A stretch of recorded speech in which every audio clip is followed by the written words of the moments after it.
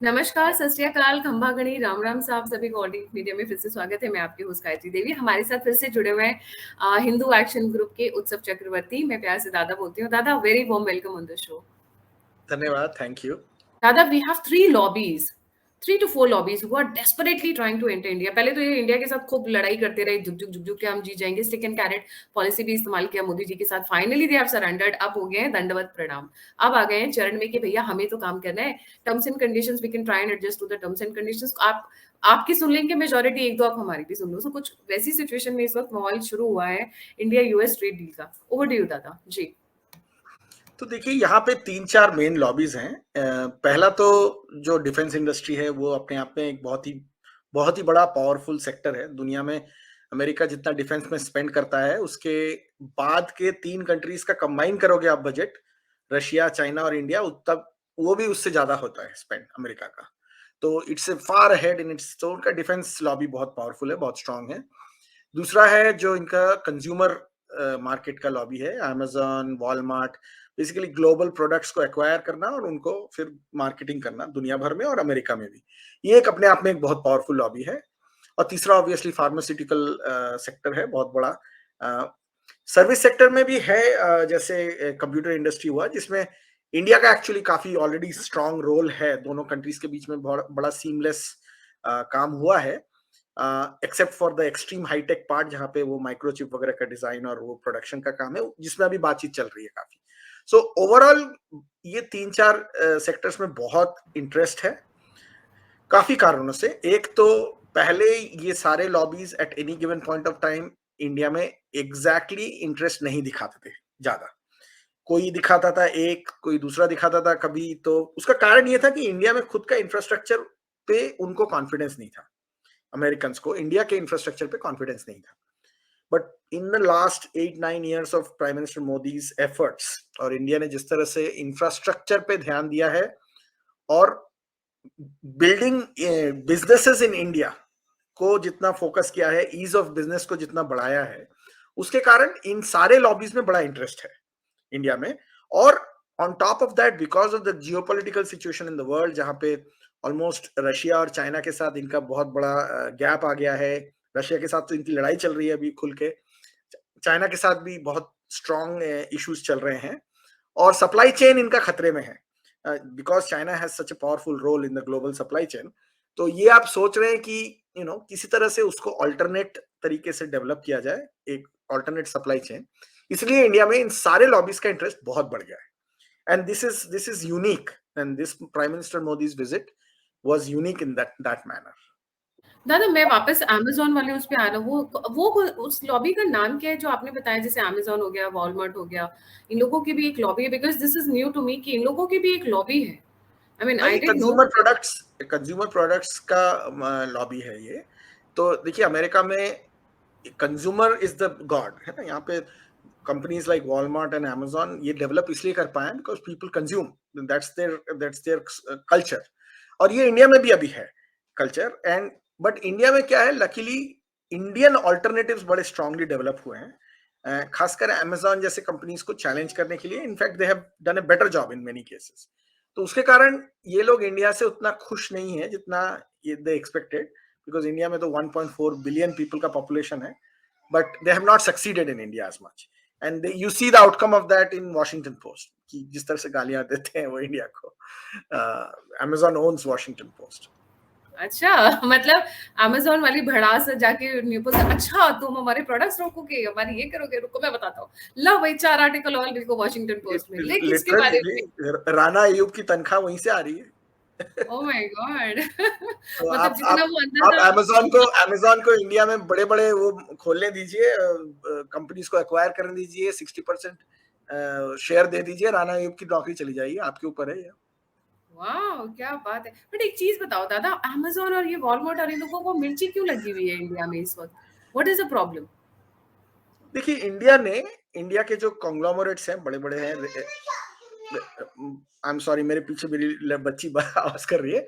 India के जो बड़े बड़े कॉन्ग्लोमरेट्स हैं, they have good products, they have developed good alternatives to Amazon and Walmart, जिसके कारण उनको कंपटीशन मिल रहा है अच्छा। And that is a good thing. India में जितना इंडिया सेल्फ सफिशिएंट बनेगा इन सब चीजों में, उतना बढ़िया है इंडिया के लिए. In fact there should be big Indian malls in Africa and South America. जिस तरह वॉलमार्ट साउथ अमेरिका में है, इंडिया के बड़े बड़े कंपनियों के मॉल होने चाहिए साउथ अमेरिका में और अफ्रीका में. तो that is how India can be a global player. Right, right. Lobby है आर्म्स लॉबी. अच्छा, आर्म्स लॉबी, मेरे दिमाग में क्वेश्चन है, आर्म्स लॉबी मोदी जी के सामने क्यों घुटने टेक रही है? वैसे तो वो बड़े देते हैं, खालिस्तानियों को दे दो, मणिपुर में दे दो, लिट्टे को दे दो, नक्सल्स को दे दो. तो अब मोदी जी की जरूरत क्यों आन पड़ी इन लोगों को? मोदी जी के सामने क्यों ये लोग थोड़ा सा मेल्ट डाउन कर रहे हैं? जी. नहीं, देखिए, आर्म्स लॉबी जो खालिस्तानियों का, ये सब यूएस के आर्म्स लॉबी की तरफ से नहीं आता है. आई मीन, यूएस में खालिस्तानी सपोर्टर काफी हैं, यूएस में मणिपुर के क्रिश्चियन फंडामेंटलिस्ट सपोर्टर्स काफी हैं, बट दैट डजंट मीन कि उनका जो हथियार है वो यूएस से आ रहा है. In fact it is very expensive US में हथियार खरीदना और यूएस से लेके जाना इंडिया में. आपको उसके लिए यूएस मेड वेपन्स या यूएस के प्रोडक्ट्स आपको पेशावर में ज्यादा अच्छे से मिल जाएंगे.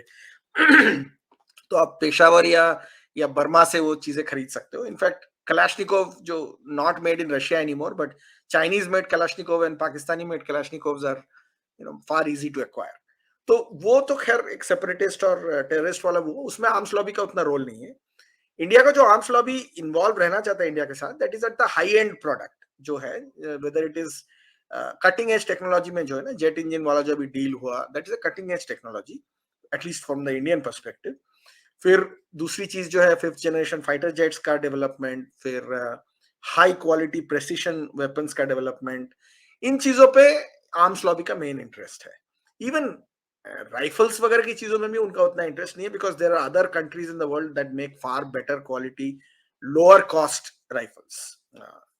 तो it's the cutting edge technology, radar, avionics, इन सब में उनको इंटरेस्ट है.